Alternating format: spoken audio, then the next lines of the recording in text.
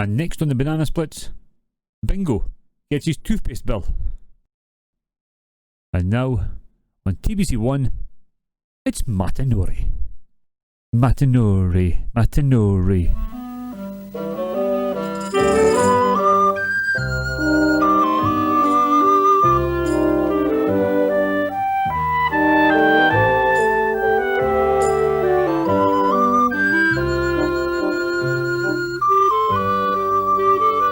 Matanori.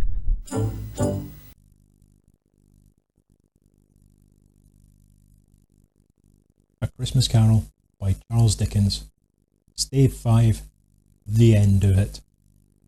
Yes, and the bedpost was his own. The bed was his own. The room was his own. Best and happiest of all, the time before him was his own to make amends in. "I will live in the past, the present, and the future," Scrooge repeated as he scrambled out of bed. "The spirits of all three shall strive within me. Oh, Jacob Marley, heaven and the Christmas time be praised for this. I say it on my knees, old Jacob, on my knees." He was so fluttered and so glowing with his good intentions that his broken voice would scarcely answer to his call. He had been sobbing violently in his conflict with the spirit, and his face was wet with tears. "They're not torn down," cried Scrooge, folding one of the bed curtains in his arms. "They are not torn down, rings and all. They are here. I am here. The shadows of the things that would have been may be dispelled. They will be. I know they will." His hands were busy with his garments all this time, turning them inside out, putting them on upside down, tearing them, mislaying them, making them parties to every kind of extravagance. "I don't know what to do," cried Scrooge, laughing and crying in the same breath, and making a perfect lacoon of himself with his stockings. "I'm as light as a feather. I'm as happy as an angel. I'm as merry as a schoolboy. I'm as giddy as a drunken man. A Merry Christmas to everybody. A Happy New Year to all the world. Hello there. Whoop, hello." He had frisked into the sitting room and was now standing there, perfectly winded. "There's the saucepan that the gruel was in," cried Scrooge, starting off again and frisking round the fireplace. "There's the door by which the ghost of Jacob Marley entered. There's the corner where the ghost of Christmas Present sat. There's the window where I saw the wandering spirits. It's all right, it's all true, it all happened. Ha ha ha!" Really, for a man who had been out of practice for so many years, it was a splendid laugh, a most illustrious laugh, the father of a long, long line of brilliant laughs. "I don't know what day of the month it is," said Scrooge. "I don't know how long I've been among the spirits. I don't know anything. I'm quite a baby. Never mind. I don't care. I'd rather be a baby. Hello! Whoop! Hello there!" He was checked in his transports by the churches ringing out the lustiest peals he had ever heard. Clash, clang, hammer, ding, dong, bell. Bell, dong, ding, hammer, clang, clash. Oh, glorious, glorious! Running to the window, he opened it and put out his head. No fog, no mist. Clear, bright, jovial, stirring, cold, piping for the blood to dance to. Golden sunlight, heavenly sky, sweet fresh air, merry bells. Oh, glorious, glorious! "What's today?" cried Scrooge, calling downward to a boy in Sunday clothes, who perhaps had loitered in to look about him. "Eh?" returned the boy, with all his might of wonder. "What's today, my fine fellow?" said Scrooge. "Today?" replied the boy. "Why, Christmas Day." "It's Christmas Day," said Scrooge to himself. "I haven't missed it. The spirits have done it all in one night. They can do anything they like. Of course they can. Of course they can. Hello, my fine fellow." "Hello," returned the boy. "Do you know the poulterer's in the next street but one at the corner?" Scrooge inquired. "I should hope I did," replied the lad. "An intelligent boy," said Scrooge. "A remarkable boy. Do you know whether they've sold the prize turkey that was hanging up there? Not the little prize turkey, the big one." "What, the one as big as me?" returned the boy. "What a delightful boy," said Scrooge. "It's a pleasure to talk to him." "Yes, my buck." "It's hanging there now," replied the boy. "It is?" said Scrooge. "Go and buy it." "Walker!" exclaimed the boy. "No, no," said Scrooge. "I am in earnest. Go and buy it and tell him to bring it here, that I may give them the direction where to take it." Come back with the man, and I'll give you a shilling. Come back with him in less than 5 minutes, and I'll give you half a crown. The boy was off like a shot. He must have had a steady hand at a trigger who could have got a shot off half as fast. I'll send it to Bob Cratchit's, whispered Scrooge, rubbing his hand and splitting with a laugh. He shan't know who sends it. It's twice the size of Tiny Tim. Joe Miller never made such a joke as sending it to Bob's will be. The hand in which he wrote the address was not a steady one, but write it he did, somehow, and went downstairs to open the street door, ready for the coming of the poulterer's man. As he stood there, waiting his arrival, the knocker caught his eye. I shall love it as long as I live, cried Scrooge, patting it with his hand. I scarcely ever looked at it before. What an honest expression it has in its face. It's a wonderful knocker. Here's the turkey. Hello, whoop, how are you? Merry Christmas. It was a turkey. He never could have stood upon his legs, that bird. He would have snapped him short off in a minute like sticks of sealing wax. Why, it's impossible to carry that to Camden Town, said Scrooge. You must have a cab. The chuckle with which he said this, and the chuckle with which he paid for the turkey, and the chuckle with which he paid for the cab, and the chuckle with which he recompensed the boy, were only to be exceeded by the chuckle with which he sat down breathless in his chair again, and chuckled till he cried.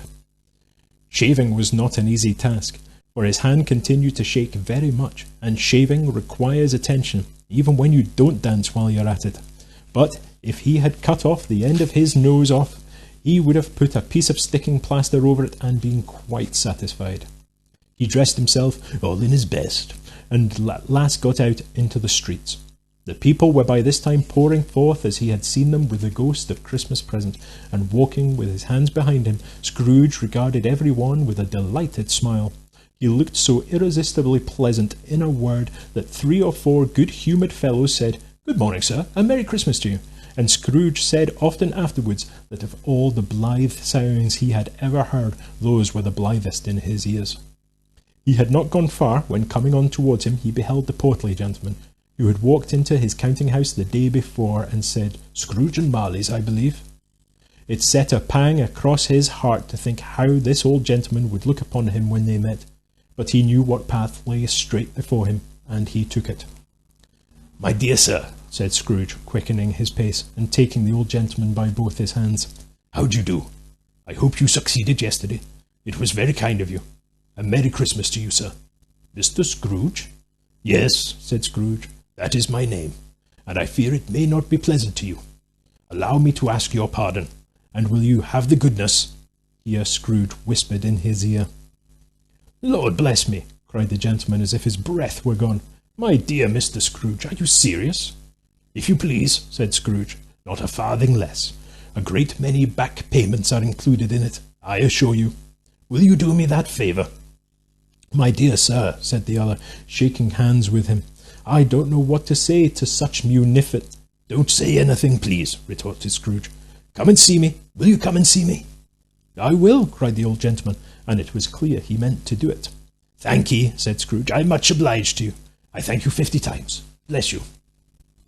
He went to church, and walked about the streets, and watched the people hurrying to and fro, and patted children on the head, and questioned beggars, and looked down into the kitchens of houses and up to the windows, and found that everything could yield him pleasure.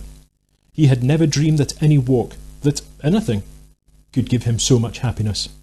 In the afternoon he turned his steps towards his nephew's house. He passed the door a dozen times before he had the courage to go up and knock, but he made a dash and did it. Is your master at home, my dear?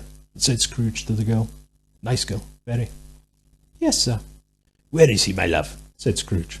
He's in the dining room, sir, along with the mistress. I'll show you upstairs, if you please. Thank ye, he knows me, said Scrooge, with his hand already on the dining room lock. I'll go in here, my dear. He turned it gently, and sidled his face in round the door. They were looking at the table, which was spread out in great array, for these young housekeepers are always nervous on such points, and like to see that everything is right. Fred, said Scrooge. Dear heart alive, how his niece by marriage started. Scrooge had forgotten for the moment about her sitting in the corner with the footstool, or he wouldn't have done it on any account. Why, bless my soul, cried Fred. Who's that? It's I, your Uncle Scrooge. I have come to dinner. Will you let me in, Fred?" Let him in? It is a mercy he didn't shake his arm off. He was at home in 5 minutes. Nothing could be heartier. His niece looked just the same. So did Topper when he came in. So did the plump sister when she came. So did everyone when they came. Wonderful party, wonderful games, wonderful unanimity, wonderful happiness. But he was early at the office next morning. Oh, he was early there. If he could only be the first, and catch Bob Cratchit coming late. That was the thing he had set his heart upon. And he did it. Yes, he did. The clock struck 9. No Bob. 1:15. No Bob. He was full 18 minutes and a half behind his time. Scrooge sat with his door wide open that he might see him come into the tank. His hat was off before he opened the door, his comforter too. He was on his stool in a jiffy, driving away with his pen as if he would try to overtake 9 o'clock. "Hello," growled Scrooge, in his accustomed voice as near as he could feign it. "What do you mean by coming here at this time of day?" I'm very sorry, sir," said Bob. "I am behind my time." "You are," repeated Scrooge. "Yes, I think you are. Step this way, if you please." "It's only once a year, sir," pleaded Bob, appearing from the tank. "It shall not be repeated. I was making rather merry yesterday, sir." "Now I'll tell you what, my friend," said Scrooge. "I'm not going to stand this sort of thing any longer. And therefore," he continued, leaping from his stool and giving Bob such a dig in the waistcoat that he staggered back into the tank again, "and therefore I am about to raise your salary." Bob trembled and got a little nearer to the ruler. He had a momentary idea of knocking Scrooge down with it, holding him and calling to the people in the court to help and hold a straight waistcoat. "A Merry Christmas, Bob," said Scrooge with an earnestness that could not be mistaken, as he clapped him on the back. "A merrier Christmas, Bob, my good fellow, than I have given you for many a year. I'll raise your salary and endeavour to assist your struggling family. And we'll discuss your affairs this very afternoon over a Christmas bowl of smoking bishop. Bob, make up the fires and buy another coal scuttle before you dot another I, Bob Cratchit." Scrooge was better than his word. He did it all and infinitely more. And to Tiny Tim, who did not die, he was a second father. He became as good a friend, as good a master, and as good a man as the good old city knew, or any other good old city, town, or borough in the good old world. Some people laughed to see the alteration in him, but he let them laugh, and little heeded them, for he was wise enough to know that nothing ever happened on this globe for good at which some people did not have their fill of laughter in the outset, and knowing that such as these would be blind anyway, he thought it quite as well that they should wrinkle up their eyes in grins, as have the malady in less attractive forms. His own heart laughed, and that was quite enough for him. He had no further intercourse with the spirit, but lived along upon the total abstinence principle ever afterwards, and it was always said of him that he knew how to keep Christmas well if any man alive possessed the knowledge. May that be truly said of us and all of us.